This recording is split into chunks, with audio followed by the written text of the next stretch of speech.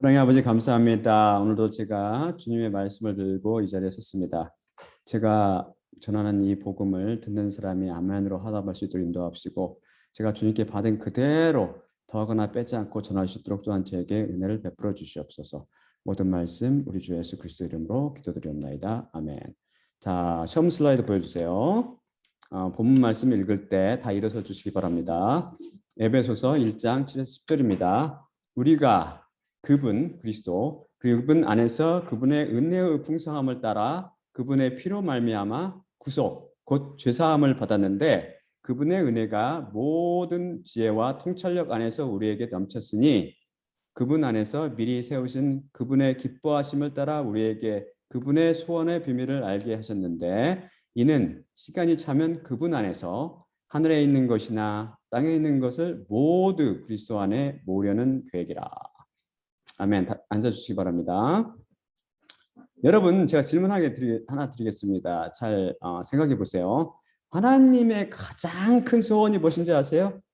한번 생각해 보세요. 과연 하나님께서는 창세 이전부터 한 계획을 하셨거든요. 창세 이전부터 이 소원을 이루기 위해서 한 계획을 하셨는데 이 창세 이전부터 계획하시고 이를 이루시기를 학수고대하신 것이 하나 있었어요.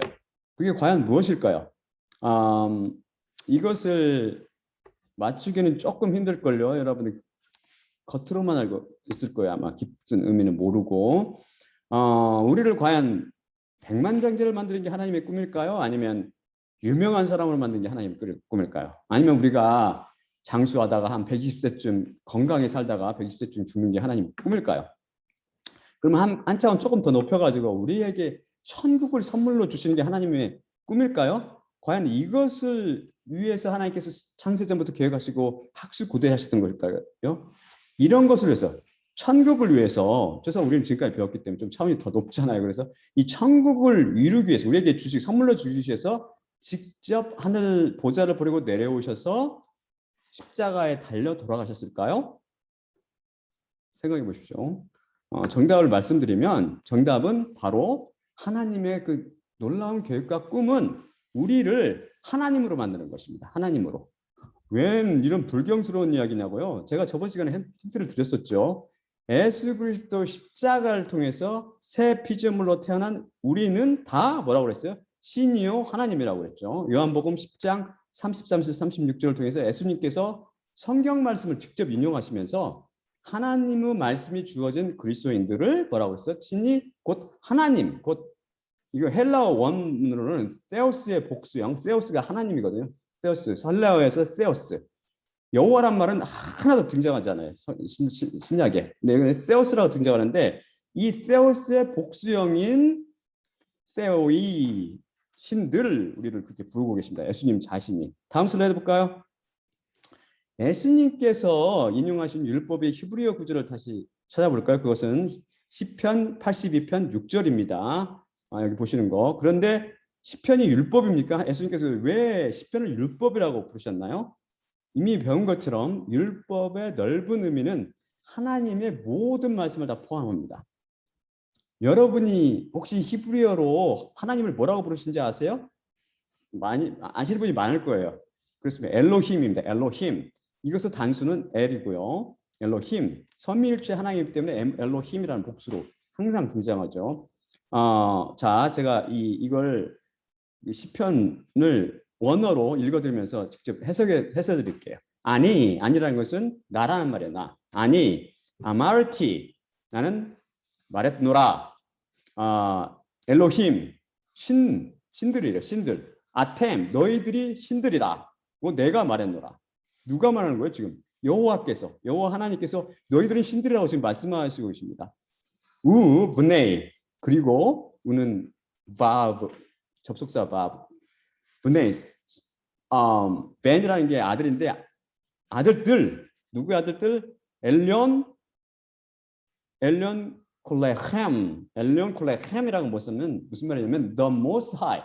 지존자, 가장 높으신 분. 이게 하나님 말하는 거죠. 하나님의 아들들. 우리가 왜 신이 되냐면 바로 하나님께서 우리를 신으로 불러주신 거예요. 여기 나온 것 같이. 바로 이게 이렇게 되는 게 뭐라고 그랬어요? 놀라운 십자가 비밀이라고 살펴봤죠. 십자가가 그리스도인들을 신으로 만들어 준 겁니다. 사랑이신 하나님께서 학수고대하신 것은 바로 그리스도인들을 하나님으로 만들어 주는 것입니다. 이게 하나님의 학수고대하신 꿈이에요.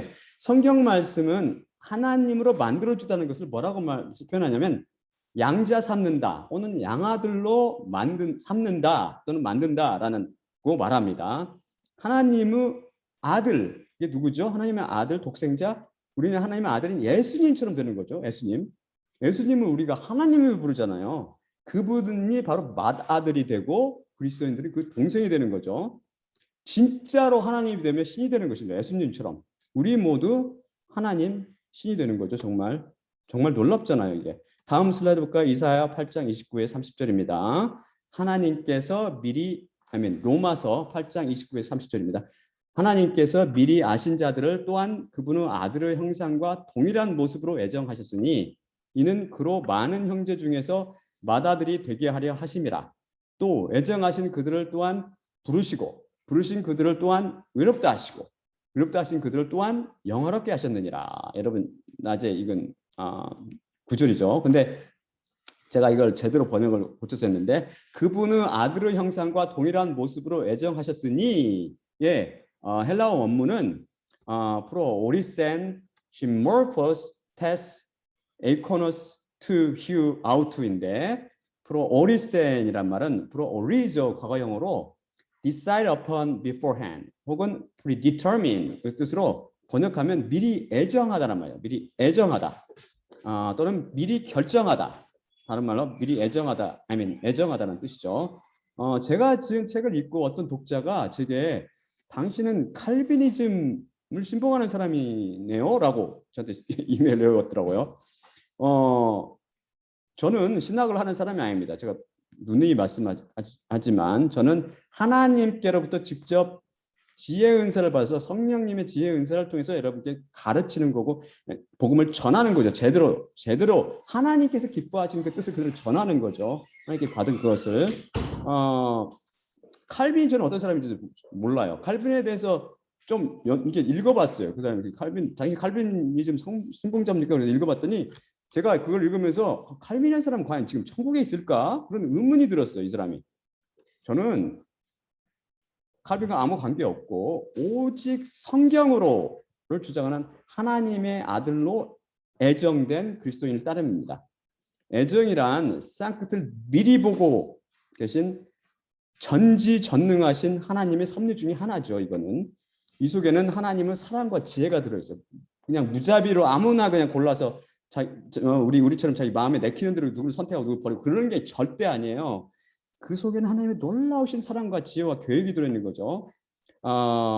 여기서 보시고 있듯이 이 단어의 기원, 애정이라는 이 단어 기원은 칼빈이 아니고 성경 말씀이에요. 성경 말씀.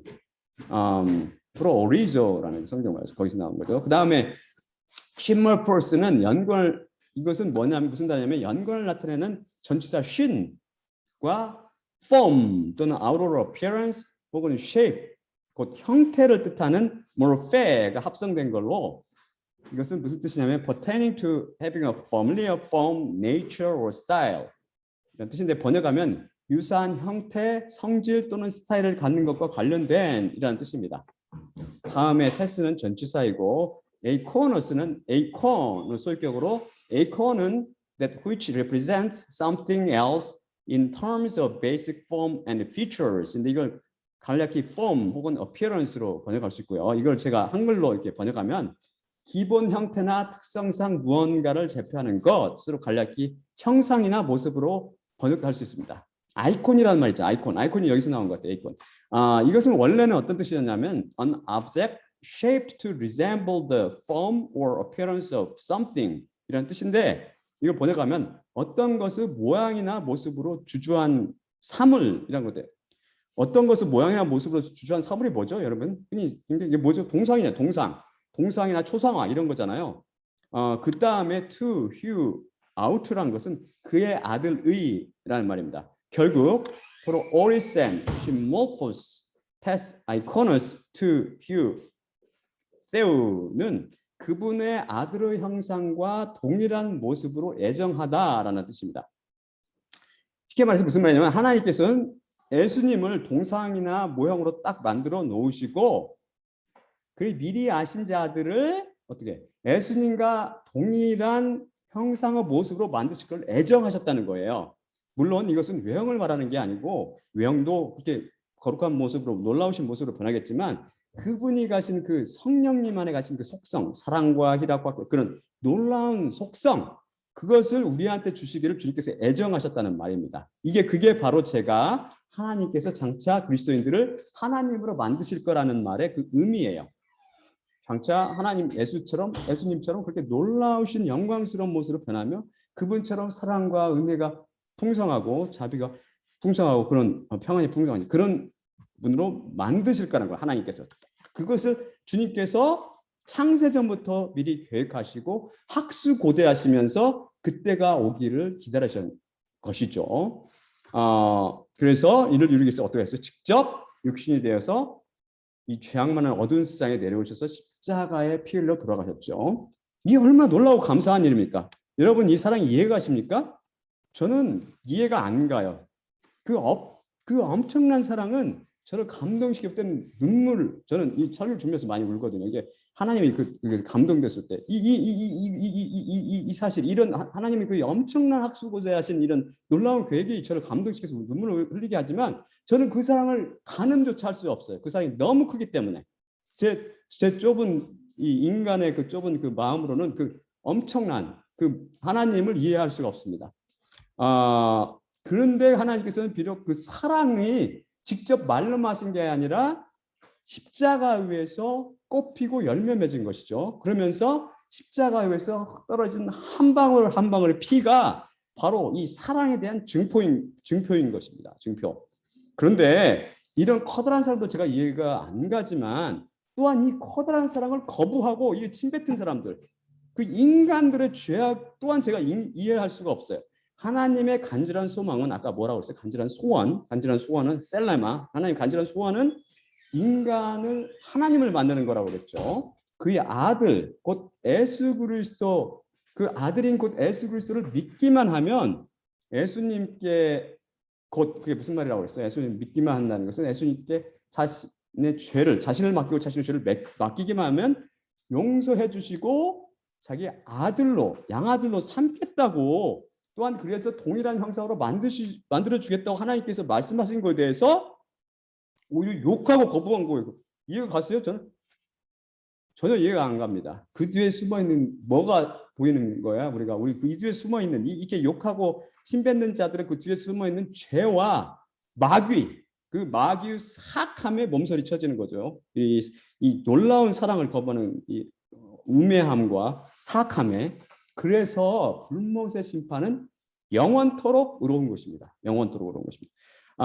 그런 지금 잘 보십시오. 그리스도인들이 신입니까? 저를 보세요. 저는 말했잖아요. 십자가를 통해서 옛사람이 못 박혀서 성령님의 역사를 따라서 위로부터 난 사람이라고 제가 고백했죠. 제가 성령님의 지혜의 은사를 받아서 성령님의 말씀이 성령이 제 안에서 살아서 움직이고 있는데 그 말씀이 살아서 움직이고 있는데 제가 신인가요? 여러분들이 보실 때 제가 신인가요? 아니잖아요. 아직도 흠 많고 점 많은 존재입니다. 제가 입고 있는 이 육신 때문이죠. 믿음의 비밀을 통해서 흠 많고 점 많은 이 이웃이랑 인간이 하나님 볼 때는 어떤 존재로 보이냐면은 예수님과 같은 동일한 존재로 보이시는 겁니다. 이게 바로 무슨 비밀이라고 했어요? 구속의 피요, 예수 그리스도 구속의 피와 또한 새 언약의 피, 그 두 가지 피의 역할이 그 비밀을 통해서 하나님께서 저를 그렇게 보고 있을 뿐이지 아직은 인간은 육신을 입고 있는 부족한 인간이란 말입니다. 아직은 제가 완성되지 않았고 하나님의 모습을 아직 갖고 있지 않죠. 속에는 갖고 있겠지만 외향이라든지 하나님이 되지 않았다는 거죠. 우리 그리스도인들은 아직 하나님이 되지 않았어요. 아직 완성되지 않았으면 우리는 그때를 손꼽아 기다리고 있습니다. 왜? 어떤 때 그게 변하죠? 우리가 하나님으로 변하죠. 온전히 육신이 변할 때입니다. 육신. 다음 슬라이드 보겠습니다. 로마서 8장 18에서 23절입니다. 이제 좀 더 이해가 잘 가실 겁니다. 제가 읽어드리면 생각컨대 현재 고난은 장차 우리에게 나타날 영광과 비교할 수 없도다. 우리 영광은 뭐예요? 하나님이 되는 영광이잖아요. 어떻게 비교가 되겠어요? 피조물이 고대하는 바는 하나님의 아들들이 나타나는 것이니 피조물이 허무한데 굴복하는 것은 자기 뜻이 아니요 오직 굴복하게 하시는 이로 말미암음이라. 그 바라는 것은 피조물도 썩어짐의 종노릇한 데서 해방되어 하나님의 자녀들의 영광의 자유에 이르는 것이니라. 피조물이 다 이제까지 함께 탄식하며 함께 고통을 겪고 있는 것을 우리가 아느니라. 그뿐 아니라 또한 우리 곧 성령님의 처음 익은 열매를 받은 우리까지도 속으로 탄식하여 양자될 것 곧 우리 몸의 구속을 기다리느니라. 이해 가시죠? 이제 우리가 연약한 육신을 입고 있어. 육신으로 인해서 아직도 죄로 인해서 탄식한다고 그랬죠. 우리가 어떻게 됐어요? 십자가 사건을 통해서 우리 양심이 그리스도인, 제가 말씀드린 것은 그리스도인들의 양심이 수정처럼 맑아졌기 때문에 티끌만한 죄가 쫙 들어와도 이로 인해서 고통받고 괴로워하는 거예요. 가책을 받는다는 거고 틀립니다. 죄의 가책, 양심의 가책을 받는다는 건 전혀 다른 의미고 양심의 가책은 받지 않죠. 하지만 그 양심이 우리를 죄가 쫙 들어오면 그걸 비비비비 계속 경고음을 울기 때문에 괴로워요. 우리가 그 속에 그리스도인은. 하지만 이렇듯 우리 영혼이 구속되어 죄와 마귀와 사망으로 지금 해방됐지만 동시에 동일하게 이 영혼이 구속받은 것처럼 우리 육신이 이 몸이 구속되어 영광스러운 모습으로 변하게 되면 우리는 진실로 예수 그리스도 형상으로 변하게 되어 하나님 아들들의 자유 곧 하나님이 될 것입니다.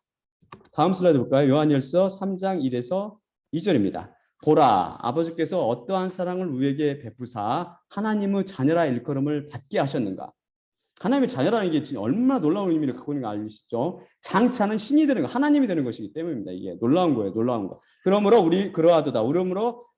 그러므로 세상이 우리를 알지 못함은 그를 알지 못함이라. 사랑하는 자들아, 우리가 지금은 하나님의 자녀라. 장래에 어떻게 될지는 아직 나타나지 아니하였으나 그분이 나타나시면 우리가 그분과 같을 줄을 아는데 이는 그분을 그분 그대로 볼 것이기 때문이라. 우리는 지금 예수님을 보지 못하죠. 왜? 우리가 육신 안에 갇혀서 육신으로는 영을 볼 수 없어요. 영이신 그 예수 하나님을 못 보죠. 하지만 하나님으로 만드시는 그 엄청난 사랑의 역사를 통해서 예수님께서 그 중에 하나의 가장 큰 재물인 장애물인 죄와 사망과 마귀 권세를 십자가에서 패해버리셨잖아요. 그래서 이제 하나님의 흑의 형상에서 하나님의 형상으로 우리를 갖게 하셨죠. 하지만 항상 하나님의 형상, 그 아름다운 모습, 그 영광스러운 모습으로는 아직 변하지 않은 상태입니다. 변하기 일보 직전이죠. 그리스도로 십자가를 통과한 사람들. 이제 그분이 나타나시면, 이게 그분이 나타나신다고 해서 우리가 다시 공부하겠지만 그게 바로 부활이에요. 부활, 휴거와 부활이 된다면, 그래서 그때 우리 몸을 구속하신다면은 우리는 그분과 동일한 모습으로, 여기 말한 것 같이 동일한 모습으로 변하여서 그분을 있는 그대로 정확히 볼 거라는 것입니다. 육신의 눈으로는 못 봤지만 왜? 아들의 형상, 하나님의 형상으로 변해서 모든 것을 꿰뚫어 볼 수 있는 그 영안을 우리가 받기 때문에 그렇죠. 우리가 받기 때문에 우리는 그렇게 된다는 것입니다. 이 요한일서 말씀이. 다음 고린도후서 3장 18절입니다. 17절 18절 다음 슬라이드요. 주는 영이시니 주의 영이 계신 곳에는 자유가 있느니라. 우리가 다 수건을 벗은 얼굴로 거울을 보는 것 같이 주의 영광을 보매 그와 같은 형상으로 변화하여 영광에서 영광에 이르니 곧 주의 영으로 말미암음이라. 이 얼마나 놀라운 약속이에요. 우리가 하나님의 형상으로 변하는 것은 예수 그리스도 십자가를 통해 우리 안에 찾아오신 성령님의 역사라고 그랬죠. 이것이 또한 십자가의 비밀이라고 그랬고, 이 십자가를 통해서 역사하시는 성령님, 동일한 성령님을 통해서 우리가 하나님이 되는 것이죠. 장차. 자, 이러한 놀라운 계획을 창세 이전부터 세우신 하나님께서는 어떻게 하셨어요? 천지 만물을 쫙 만드셨죠. 창조하셨죠. 이때 인간도 어떻게 만드셨다고 그랬어요? 하나님의 형상을 따라 지으셨다고 그랬죠. 우리도 같이 참여해서 봤잖아요. 저번 시간에. 보라, 심히 좋았더라. 우리 볼 때 그때 힘이 좋은 모습으로 창조하셨잖아요. 이건 외적인 모습을 가리키는 게 아니고 중심을 꿰뚫어 보시는 하나님 보실 때 보기 좋았다는 것입니다. 모든 것이 하나님께 복종하며 자기 주의를 지키고 있었기 때문입니다. 창조전 그대로 하나님께서 의도하시는 그대로 하나님께서 원하시는 그대로 지으신 상태로 있었기 때문입니다. 그런데 이 좋았던 온 우주 만물을 뒤죽박죽으로 만든 존재가 있었습니다. 그런 사건이 또한 있었죠. 그게 뭐였죠? 그게 바로 마귀가 인간을 유혹하여 죄에 빠뜨려 인간을 죽여버린 거죠. 그 육신과 영혼과 영이 죽게 만든 겁니다. 그래서 인간은 하나님의 형상을 잃고 이제는 마귀의 자녀로 전락해 버렸어요. 그래서 나중에 아담 잘 읽으면 상징을 읽으면 아담이 자기의 형상을 따라서 아들을 낳았다고 했어요. 처음에는 하나님께서 낳은 그 형상으로 하나님의 형상으로 딱 아담이 창조됐는데 이제는 그 형상을 잃어버리고 자기 형상, 흙의 형상으로 아들을 낳기 시작한 거죠. 결과적으로 어떻게 됐어요? 마귀의 자녀로 딱 변하고 죄 가운데 살자 하나님의 심판과 진노가 죄를 짓는 모든 인간들 위해 임하게 된 거죠. 하나님은 의로우신이고 거룩하신 분이기 때문에 저주에 묶인 땅은 마귀의 근거지인 세상을 건설하는 터전이 됐죠. 모든 피조물들도 이로 인해서 그 좋았던 모습을 다 잃고 탄식하며 지내게 되었습니다. 이 세상은 마귀의 터전이 되어서 이제는 마귀의 자녀들이 죄악으로 인해서 가득 차게 됐죠. 그들이 짓는 죄로 있어 인간의 죄악이 세상에 가득하자 거룩하시고 의로우신 하나님께서는 죄악된 세상을 어떻게 하죠? 홍수로 쓸어버리시죠. 말끔히. 그 다음에 노아와 토탈 8가족. 노아를 포함해서 토탈 8가족. 수십억 인구 중에서 단 8을 선택하십니다. 그리고 그로부터 다시 인간들이 번성하는 것을 다시 허락하죠. 하지만 인간이 쭉 늘어나니까 인간들은 수가 늘어나니까 마귀가 그 뒤에서 항상 노리고 있잖아요. 죄로 인해서. 틈만 있으면 기회만 있으면 마귀의 사주를 받아서 끊임없이 하나님께 반대하고 거역하고 도전합니다. 바벨탑이 메이블로스 타워죠. 바벨탑이 간 증거가 되는 거죠. 자신의 죄로 인해 자기가 하는 짓을 전혀 모르는 것입니다. 그래서 죄로 인해 하나님과 원수가 된 것이죠. 안타깝게도. 하지만 하나님께서는 창세전에 세우신 계획을 위해 조금씩 이 계획을 성취하기 시작하십니다. 하나님은 계획하신 바를 철저히 성취하시는 분이거든요. 마귀와 전쟁에서 어떻게 돼요? 하나님 나라를 조금씩 확장해 가시는 거죠. 이것을 이루신 것이 바로 누구예요? 예수 그리스도. 예수님께서 뭘 통해서 이걸 이루신다고 그랬어요? 십자가를 통해서 이걸 이루신 거죠. 십자가는 이미 배운 것처럼 세상을 초월한다고, 시간을 초월한다고 했죠. 시간을 초월하고 공간을 초월합니다. 그게 바로 하나님의 놀라운 지혜요 능력입니다. 그리고 또한 사랑의 핵폭탄이죠. 지혜와 능력과 사랑의 핵폭탄, 이게 바로 십자가입니다. 십자가는 이미 창세전에 이미 하늘 높이 들려 세워진 거예요. 하나님께서 우리를 하나님 말씀드시기를 학수고대 하셨다고 그랬죠. 장차 그리스도인들을 그래서 그렇기 때문에 그리스도인들이 이런 엄청난 하나님의 사랑과 은혜에 한없이 감사하며 살아가게 될 겁니다. 천국에서. 우리는 흙 같은 우리를 갖다 그렇게 놀라운 존재로 만드셨으니 얼마나 감사하겠어요. 하나님께. 두고도 우리가 찬송하지 않겠어요? 에베소서 1장 3에서 7절입니다. 여기 증거하고 있죠. 찬송하리로다. 다음 슬라이드요.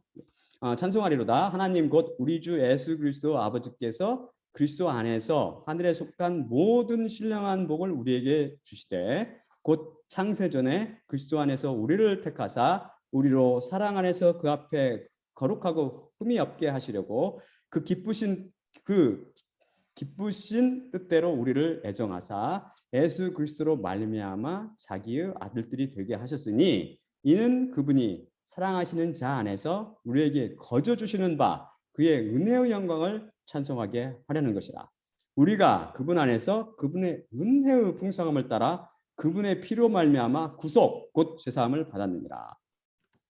예수 그리스도 십자가는 죄의 문제를 깨끗이 해결함으로 어떻게 했어요? 하나님과 원수된 사람들을 하나님 앞에 흠없는 의인으로 바꿔줬죠. 하나님이 되기 위한 첫째 조건은 뭐냐면 거룩함이잖아요. 이 죄가 항상 그 걸림돌인데 그 죄 문제 깨끗이 처리한 거죠. 그래서 십자가는 바로 하나님의 형상을 되찾게 해주고 우리를 단순한 피조물에서 하나님의 자녀 위치로 승격시켜 준 것이죠. 마귀의 자녀들을 하나님의 자녀들로 바꿔준 것입니다. 또한 십자가는 하나님과 인간 사이에 있던 그 죄의 담을 무너뜨림으로써 하나님과 인간 사이에 원수되었는데 그걸 갖다가 무너뜨림으로 화평을 가져주셨어요. 그렇죠? 이게 화평을 또 가져오는 놀라운 비밀을 갖고 있는 거죠. 십자가는. 그러니까 하나님께서는 또 하나님의 때에 따라 쫙 일하시거든요. 하나님은 절대 서두르시도 않고 늦으시도 않으시고 지체하지도 않으시고 그 뜻대로 쫙 이루어가시는데 하나님의 때가 딱 되자 누구를 부르시냐면 아브라함을 부르세요. 아브라함. 그래서 그를 불러서 믿음을 키워가시죠. 그를 온전히 믿음을 키워서 온전히 하나님께 맡기는 믿음, 그걸 뭐라고 해요? 구원받는 믿음에 이르게 하시고 그를 의롭다 인정해 주십니다. 그래서 그 죄값은 뭘로 치렀다고 그랬어요? 시간을 쪼서 역사하는 십자가가 필요해서 쫙 씻어버리신 거죠. 그래서 하나님의 은혜로 값없이 의롭다함 받은 이 아브라함, 믿음을 아브라함이 여호와를 믿으니 여호와께서 이를 그의 의로 여기시고 그랬잖아요. 이 믿음을 의롭다 인정받은 믿음을 통해서 의롭다 인정받은 그 아브라함을 뭐라고요? 하나님의 자녀로 이제 인정해 주신 거죠. 그래서 그와 더불어 하나님의 자녀가 되었으니까 이제는 할례 언약을 맺으십니다. 이것은 의에 대한 보상, 곧 뭐에 대한 거였어요? 믿음에 대한 보상 언약이라고 했죠. 일방적인 보상 언약. 이 할례 언약을 통해서 뭘 약속하세요? 그와 그 후손들에게 뭘 약속하세요? 복을 약속하시는 복. 복이 뭐였어요? 결국은 제가 설명해 드렸지만 영생이었죠. 영생이라는 것은 뭐였죠? 영생이라는 것은 바로 영생을 약속하셨는데 이 영생이라는 것은 오직 예수님만 갖고 계시잖아요. 예수님, 하나님이신 예수님만. 예수님 곧 영생이시니라. 요한일서에 나오잖아요. 영생을 약속하신 거예요. 그 말은 무슨 말이냐면 결국은 너를 하나님으로 만들겠다. 너와 너의 자녀손들을 하나님으로 만들겠다는 그 계획이고 약속인 거예요. 그러니까 하나님께서는 한평생 아브라함은 한평생 한 평의 땅도 소유하지 못했지만 결국 천국 도상을 바라보면서 소망 가운데 살았습니다. 그 이후 그 아들인 이삭 및 그 손자인 야곱과도 언약을 맺고 할례 언약을 다시 확인시켜 주죠. 그 다음에 야곱의 12 아들로부터 이스라엘이 애굽에서 탄생하게 됩니다. 그렇죠? 야곱에서 쫙 번성하여서. 하지만 이 자녀들이 번성하자 애굽 왕이 핍박을 시작해서 결국 그들 노예로 전락시켜 버리죠. 그다음에 그런 전락해서 이스라엘 민족을 학대하는데 그런 고통 가운데 있는 그 이스라엘 백성은 하나님께서 유월절 사건을 통해서 애굽으로부터 탈출시키고 광야로 이끌어내십니다. 그들이 어떻게 됐어요? 광야로부터 이끌어서 시내산에 이르자 그들과 시내산 언약을 맺으십니다. 시내산 언약의 내용이 바로 율법이라고 그랬죠. 근데 하나님께서는 이 율법을 왜 주셨다고 그랬죠? 왜 굳이 시내산 언약을 주심으로써 할례 언약이 깨지는 위기를 맞게 하신 것입니까? 우리가 벼같이 율법은 불가능하잖아요. 지키기. 이 불가능한 율법을 왜 주셨어요? 그러면 행하라고 주셨습니까? 깰 텐데. 제9장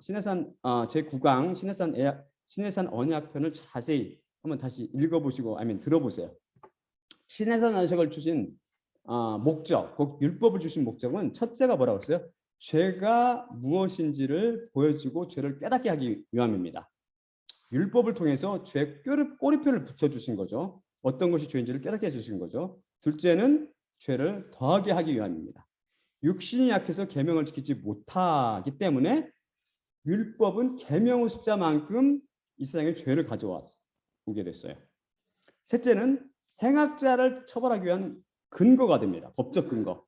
모든 인간은 하나님의 책에 기록된 대로 모두 곧 율법에 따라 처벌을 받게 되는 거죠. 율법에 따라 최후의 심판 때 말이죠. 하나님의 책에 따라서 기록된 대로. 넷째는 모든 입을 막고 온 세상을 하나님의 심판 아래 가두어두려 하기 위함입니다. 제가 말씀드린 같이 율법을 완벽히 지킬 사람이 아무도 없다고 그랬잖아요. 단 한 사람도. 그러므로 온 세상은 다 합주가 됩시다. 합의된 거죠. 하나님 심판 아래서 고개를 푹 숙인 사람이 된 거죠. 모두가. 다음 슬라이드 볼까요? 율법의 마지막 복종에 대해서는 제가 다음에 살펴보겠습니다 하고 넘겨왔는데 지금 살펴보자면 그것은 바로 이게 율법이 그리스도께 이끄는 안내자 역할을 한다는 것입니다. 갈라디아서 3장 23에서 25절입니다. 믿음이 오기 전에 우리는 율법 아래 매인바 되고 계시될 믿음의 때까지 갇혔느니라. 이같이 율법이 우리를 그리스도께로 이끄는 인도자가 되어 우리로 하여금 믿음으로 말미암아 의롭다함을 얻게 하려 함이라. 믿음이 온 후로는 우리가 인도자 아래 있지 아니하도다. 여기서 제가 인도자라고 번역한 헬라어 원어는 파이다고거스인데 이 말은 a slave whose duty was to conduct a boy or youth to and from school and to superintend his conduct generally. 그래서 이걸 한국말로 번역해드리면 남자아이나 젊은이를 학교에 데려다주고 데려오며 그의 행동을 전체적으로 감독하는 노예입니다. 노예. 몽학선생이나 초등교사 등으로 번역한 개혁성경은 완전히 오역한 거예요. 이걸. 파이다고거스는 교사 선생님이 절대 아니에요. 아이가 쉽게 말해서 노래방이나 PC방 이런 데를 새지 못하도록 학교에 정확히 데려다주고 또 데려오고 탈선하는 그 조짐을 보이면 여차없이 가로막는 게 이 역할을 하는 게 바로 이 파이다고거스입니다. 율법이 바로 이런 역할을 했던 것이죠. 하는 것이죠.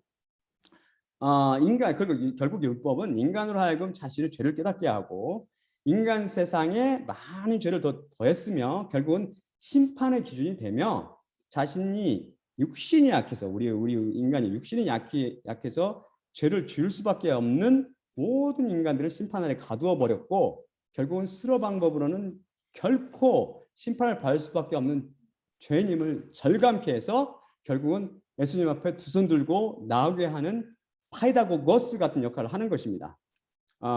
근데 성경 말씀 뭐라고 하냐면 율법을 그 자체가 거룩하고 의롭고 선하다고 말합니다. 로마서에서는 선조 아브라함 덕택에 이스라엘 사람들은 하나님께 선택된 민족이 되었죠. 그러면 그 선택된 민족으로 인해서 이렇게 거룩하고 의롭고 선한 율법을 받게 되죠. 이게 얼마나 커다란 영광이에요.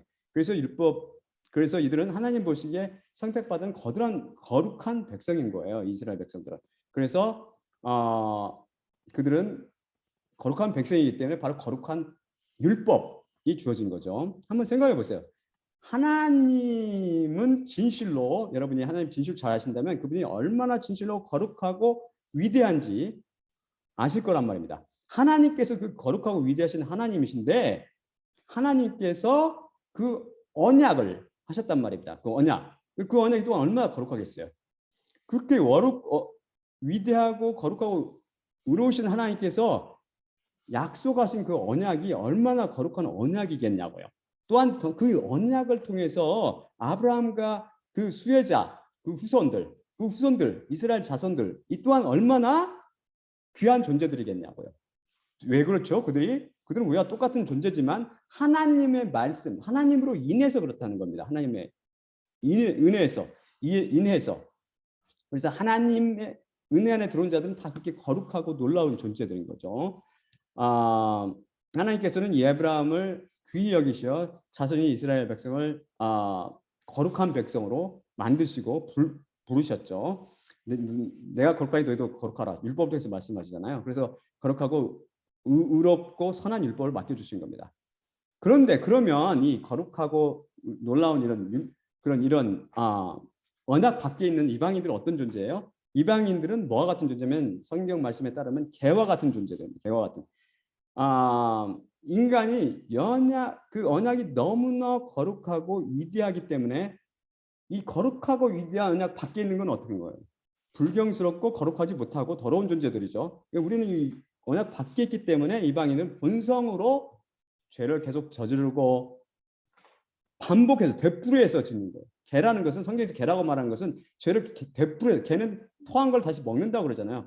이 죄를 짓고 또 짓고 이런 존재라는 것입니다. 하나님 보실 때. 이방인을 그래서 개라고 부르는 거죠. 그런데 이런 말을 하면은 사람들이 그거에 대해서 불끈하고 이해를 못해요. 왜?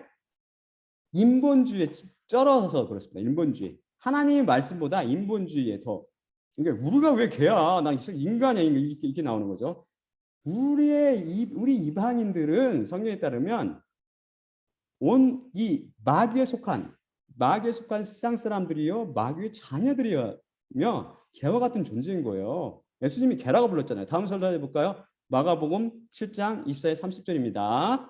예수님께서 일어나사 자기를 거기를 떠나 두로 지방으로 가서 한 집에 들어가 아무도 모르게 하시려 하나 숨길 수 없더라. 이에 더러운 귀신 들린 어린 딸을 둔 한 여자가 예수님의 소문을 듣고 곧 와서 그 발 아래 엎드리니 그 여자는 헬라인이요 수로보니게 족속이라. 자기 딸에게서 귀신 쫓아내 주시기를 간구하거늘 예수님께서 이르시되 자녀로 먼저 배불려 먹게 할지니 자녀의 떡을 취하여 개들에게 던짐이 마땅치 아니하니라. 여자가 대답하여 이르되 주여 올수이다마는 상 아래 개들도 아이들이 먹던 부스러기를 먹나이다. 예수님께서 이르시되 이 말을 하였으니 돌아가라. 귀신이 내 딸에게서 나갔느니라 하시매 여자가 집에 돌아가 본즉 아이가 침상에 누웠고 귀신이 나갔더라. 여기서 예수님께서 자녀들이라고 부른 게 누구였어요? 이스라엘 사람들이잖아요. 그러면 걔는요? 헬라인 이 이방인들 말이잖아요. 이 가나안인 이 헬라인. 설마 예수님께서 거짓말하거나 농담하셨겠어요? 하나님께서 개라고 그러면 개인 거예요. 우리는 개 같은 존재들이죠. 다음 슬라이드 볼까요? 마태복음 23장 29에서 33절입니다. 화 있을진저 외식하는 서기관들과 바리새인들이여 너희는 선지자들의 무덤을 만들고 의인들의 비석을 꾸미며 이르되 만일 우리가 주상 때에 있었더라면 우리는 그들이 선지자의 피를 흘리는데 참여하지 아니하으리라 하니 그러면 너희가 선지자를 죽인 자의 자손임을 스스로 증명함이로다. 너희가 너희 조상의 분량을 채우라. 뱀들아 독사의 새끼들아 너희가 어떻게 지옥의 판결을 피하겠느냐. 자, 예수님이 이 말씀에 대해서 여러분 어떻게 생각하세요? 예수께서 마귀야 마귀 자식들아 나가 되져서 지옥으로 떨어지라 이렇게 욕하고 계시는 거예요? 이게 욕하면 저주하시는 건가요? 예수님께서는 지금 거짓말도 농담도 또 욕도 하고 계시는 게 아닙니다. 예수님은 그 중심을 깨뜨려 보시는 하나님이시죠. 서기관들과 바리새인들이 마귀이며 마귀의 자녀들로 보이는 거예요. 하나님 딱 보니까 뱀을 뱀이라고 하고 독사의 새끼라고 부르는 게 이게 욕입니까? 이건 욕이 아니죠. 이건 뭐라고 그래요? 이거는 사실을 말하는 거라고 그러죠. 사실. 하나님께서는 그들의 앞날도 쭉 보시는 거죠. 아까 지옥의 판결도 이미 보고 계시는 겁니다. 하나님이신 예수님께서 결국 이방인들을 개라고 부르신 예수님은 과장도 욕하는 것도 아니에요. 우리는 개입니다. 개. 헬라 여인, 곧 가나안 여인은 이 이야기 읽을 때마다 저는 가슴에 감동을 모았다요. 어떤 때는 눈물이 나고. 여러분 잘 한번 생각해 보세요. 사람을 사랑해서 그를 자기의 자녀로 입양하는 것이 더 쉽습니까? 아니면 짐승인 개를 사랑하여 자녀로 삼는 게 더 쉽습니까? 개를 자녀 삼는 게 엄청 어렵죠. 커다란 사랑이 아니면 불가능하잖아요. 그래서 제가 생각할 때는 예수 그리스도의 하나님 그 이방인에 대한 사랑은 유대인들에 대한 사랑보다 훨씬 크고 위대하다고 저는 믿습니다. 생각하고. 그렇죠? 이런 개 같은 존재를 우리는 이방인을 자기 자신의 것으로 만드시고 자녀로 삼으시고 거기서 끝나지 않고 장차 자기와 동일한 모습 곧 하나님으로 만드신 계획을 하고 계신 거잖아요. 지금 이 사랑이 얼마나 큰 거예요. 우리 이방인들에 대한 사랑, 하나님의 사랑이 더 큰 거예요. 더 큰 거. 만약 우리 인간이 율법의 행위에 의해서 의롭다 인정받고 천국에 간다면 우리들한테 소망이 없죠. 이스라엘 사람들만 다 천국에 들어가고 영생을 누리게 될 것입니다. 왜 그래요? 율법을 지킨 사람만 구원을 받는데 율법은 오직 유대인들한테만 주어졌잖아요. 그리고 율법을 통해서 하나님께서는 이방인들에게 전하는 말씀 전혀 하고 계시지 않으시거든요.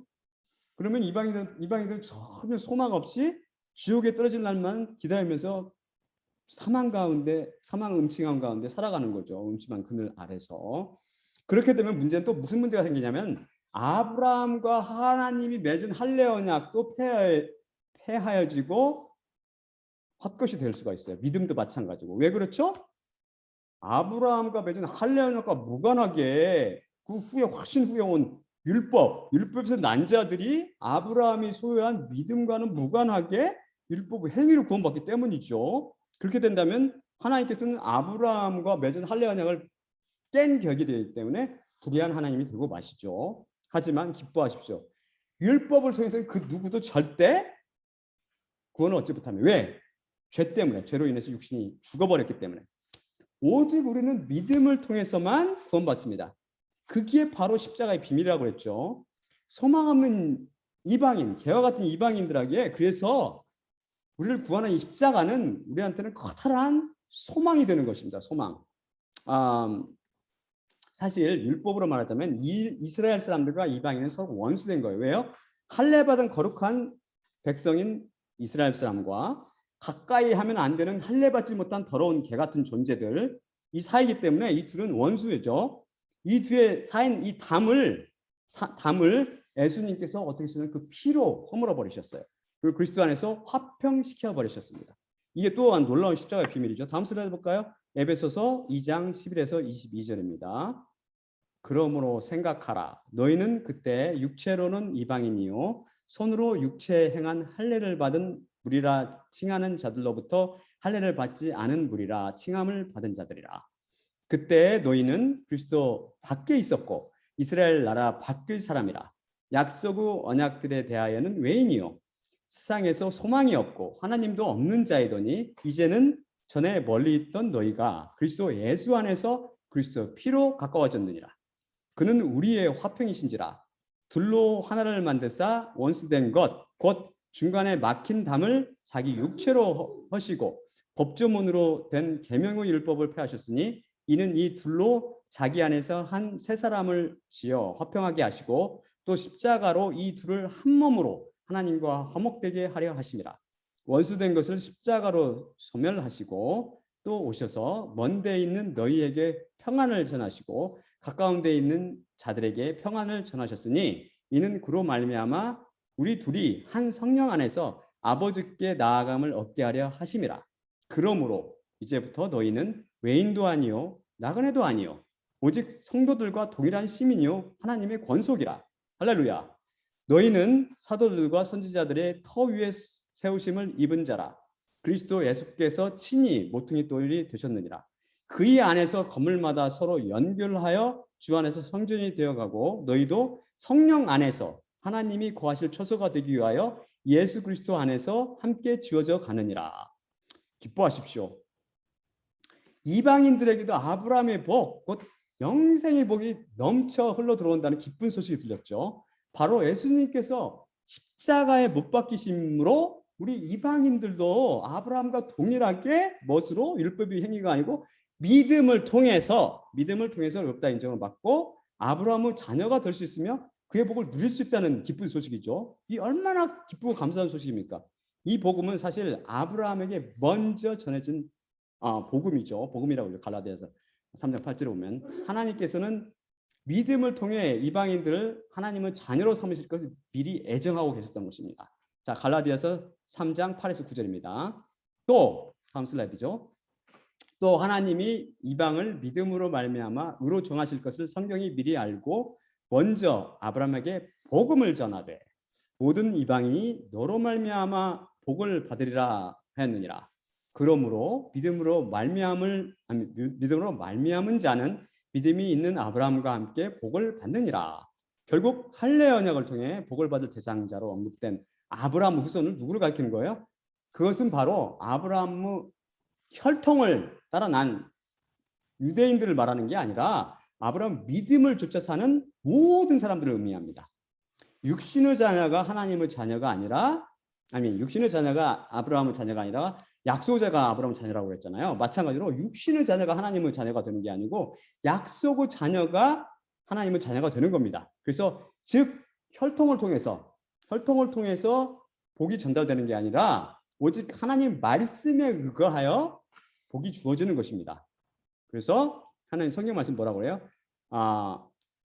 우리 또한 성령님을 따라서 난 우리 그리스도인들도 바로 이삭과 같이 약속을 유업으로 받을 사람들인 거죠. 육신으로 난 유대인들, 그럼 이스라엘 사람들, 그런 사람들, 육신으로 난 이스라엘 사람들이 참 이스라엘이 아니고 영으로 난 이스라엘 사람이 참 이스라엘 사람이라는 것입니다. 예수님을 믿어서 하나님의 자녀가 된 우리는 할례약을 통해서 하나님께서 아브라함에게 약속하신 바로 그 아브라함의 후손이요 천하 만민이자 모든 족속에 해당하는 것입니다. 놀랍죠. 이게 바로 십자가를 통해서 이게 확 명확히 드러나잖아요. 그래서 아브라함으로 인해 유대인뿐만 아니라 땅의 모든 민족이 복을 받을 것이라는 하나님의 약속도 성취됩니다. 예수님을 믿는 모든 민족이 약속대로 영원한 생명인 성령님을 받고 하나님의 자녀로서 가나안 땅, 곧 천국에 살다가 결국은 장차 하나님께서 약속하신 것처럼 영광스러운 하나님의 모습으로 형상으로 변할 것이기 때문입니다. 결국 아브라함이 복의 근원이 될 것이라는 소식은 아브라함처럼 믿음을 따라 사는 사람은 누구나 차별 없이 하나님의 자녀로 복을 받고 영생을 누릴 것이라는 복음입니다. 이 얼마나 복된 소식이에요. 결국은 아브라함을 좇아서 하나님이 되는 거죠. 새 언약은 할례 언약과 그 맥을 같이 해요. 새 언약의 대상이 누구였죠? 이스라엘과 유다 집이었는데 예수님을 모든 이스라엘 이방인들, 예수님을 믿는 모든 이방인들이 영적 이스라엘이라고 지금 방금 배웠잖아요. 그래서 그들이 바로 이스라엘 집에 해당되고 유다 집의 사람들은 누구를 하냐면 현 이스라엘에 사는 사람들, 유대인들을 의미합니다.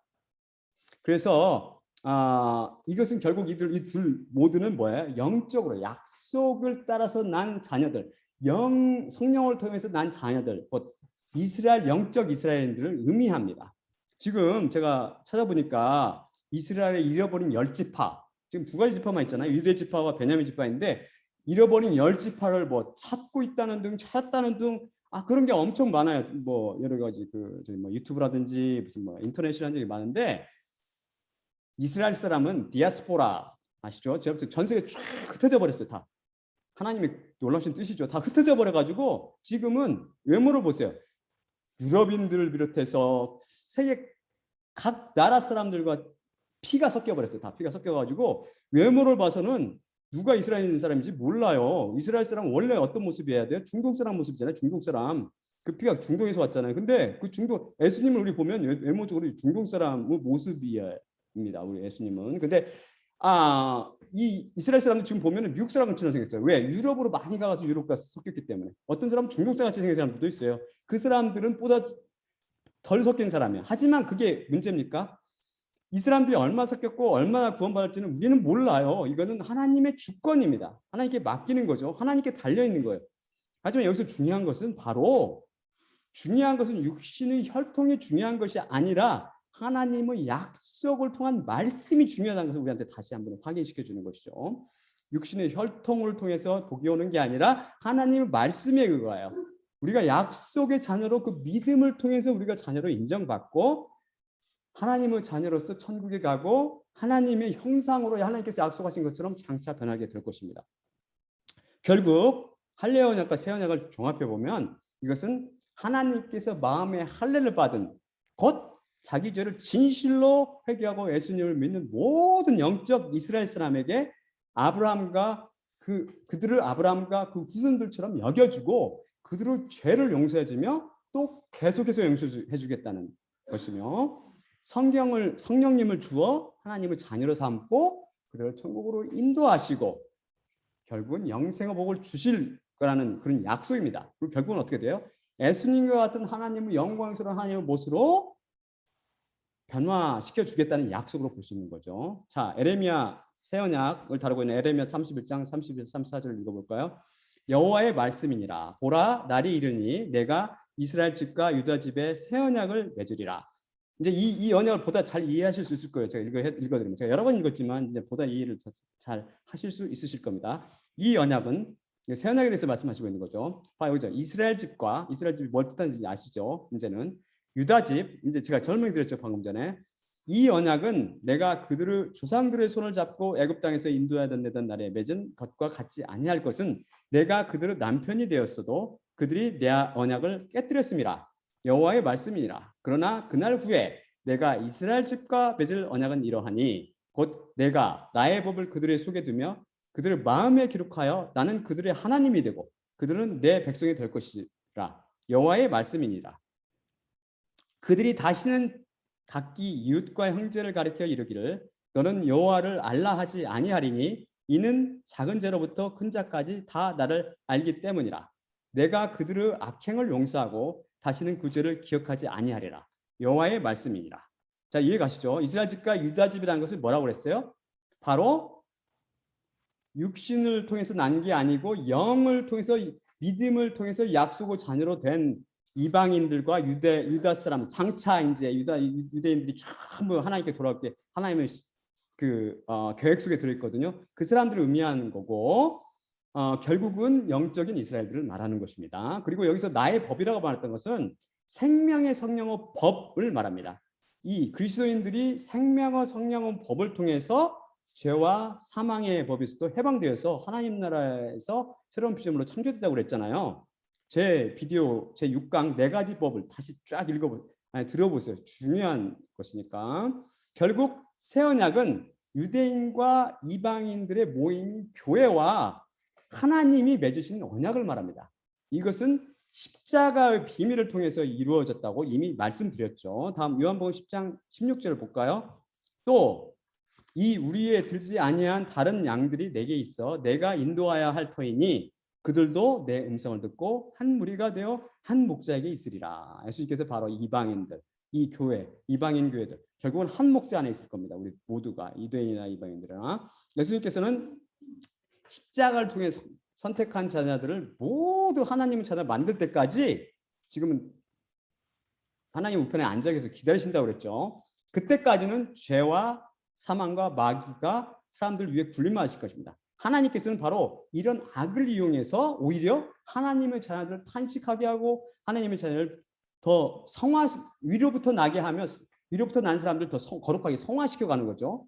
놀라운 지혜예요. 이게 악을 이용하여 선을 이루시는 엄청난 하나님의 지혜예요. 마귀 권세를 하나님께서 십자가 위에서 무기력하게 만드셔서 무장 해제시켰다고 했잖아요.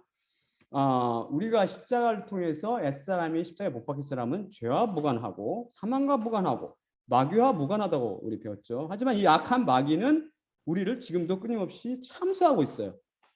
지금도 우리를 죄에 유혹하고 참수하고 죄악된 생각을 좀만 해도 그런 것에 대해서 참수하고 유혹하고 죄에 빠뜨려 죽이려고 하나님이 선택한 자들을 할 수만 있으면 이라고 나오잖아요. 할 수만 있으면 죄에 빠뜨려 하지만 하나님께서 그게 되나요? 그게 안 되죠. 왜?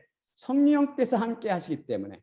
또한 우리 안에 와 있는 수정같이 깨끗한 양심, 이 모든 것이 합력해서 그걸 불가능하게 하게 만든 것이죠. 어쨌든 죄와 상관없는 우리 예수 그리스도조차 유혹했던 게 바로 사단 아닙니까? 그런 사단이 무고한 하나님의 예수 그리스도 피로에 의해서 의롭다 인정받은 우리를 고소하면 그것은 무고한 사람을 죄인이라고 무고죄를 저지른 거잖아요.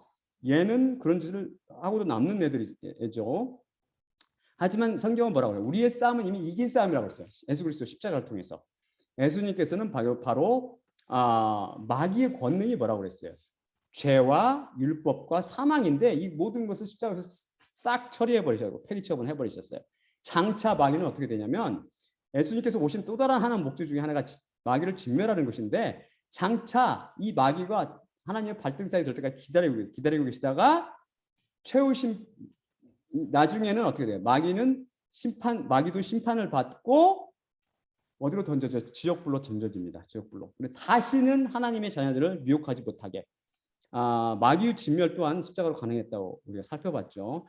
마지막으로 멸망당할 원수가 뭔지 아세요? 성경에 따르면 마지막으로 멸망당할 원수는 사망입니다. 사망. 우리가 십자가 비밀을 통해서 살펴봤지 하나님께서는 십자가 위에서 이미 사망을 패해버리셨죠. 하지만 아직도 십자가를 통과하지 않은 많은 사람들 위해 왕으로 군림하고 있잖아요. 그리고 또한 육신 가운데서 육신은 때가 되면 죽고 이런 것들. 예수님께서 모든 원수들이 발등상에 될 때까지 기다린다고 하셨는데 이 발등상에 딱 될 때까지 기다리실 때 제일 마지막으로 멸망시킬 게 바로 사망입니다. 성경을 읽어보면 사망이 나중에 어디로 던져지냐면 영원한 불못에 던져져요. 사망, 사나토스, 사망과 음부, 하데스, 카이, 사나토스 그들이 다 음부에 던져지죠. 림네, 피로스 해가지고 불의 못에 다 던져집니다. 그렇게 죄와 사망과 마귀가 다 질면되면 어떻게 돼요? 만물이 하나님께 다시 복종할 것입니다. 하나님께서 옛 창조하셨을 때 어떻게 돼요? 만물이 다 하나님께 복종했다고 그랬죠. 복종하고 하나님께서 계획하신 그대로 선하신 그 뜻대로 보라 심히 좋았더라 상태였잖아요. 근데 마귀로 해서 그게 다 엉망진창이 됐죠. 하지만 장차 하나님께 모든 만물이 복종할 때가 온다 이겁니다. 그것은 하나님께서 만물을 예수님 발 아래 두셨다라고 표현하는 거죠. 하지만 아직은 만물이 예수님께 복종하지 않음을 우리가 보고 있는 거죠. 하지만 예수님께 하나님께서는 서두르지도 않으시고 지체하지도 않으시고 그 시간에 따라 하나님의 시간에 따라서 십자가를 통해서 이 모든 것을 이루셔 가시고 장차 이루어 가시고 결국은 성취하게 될 것이란 말입니다. 그렇게 되면 어떻게 돼요? 만물이 예수님께 복종하게 되시죠. 복종하게 되면 어떻게 돼요? 예수님께서 우리의 주기도문을 가르치신 것처럼 뜻이 하늘에서 이루어진 것 같이 땅에서도 완전히 이루어질 때 그때가 올 거란 말입니다. 그때는 무슨 일이 된다고 그랬어요? 곧 만물이 예수님께 복종하게 될 때 그러면 예수님께서는 왕이 돼서 그들을 영원토록 다스리시는 거죠. 그렇게 될 때 예수님께서는 또한 어떻게 하시냐면은 만물이 자기의 다스릴 때 이 아들인 예수님께서는 만물을 자기의 복종하게 하신 자에게 복종한다고 되어 있습니다. 예수님도 하나님 아버지께 복종하는 거죠. 그래서 하나님 아버지가 하나님께서 만유의 주로서 만유 안에 계시게 되는 것입니다. 우리가 하나님의 형상으로 변한다고 해서 또한 우리가 변한다고 해서 우리가 뭐 하나님과 무관하게 뭐 자기 멋대로 한다는 게 의미가 절대 아니에요. 하나님을 형상을 변하지만 우리는 예수님께서 바로 자기 자신을 아버지께 복종한 것처럼 우리도 우리의 그 주권과 그 모든 것을 하나님께 온전히 맡기게 되는 것입니다.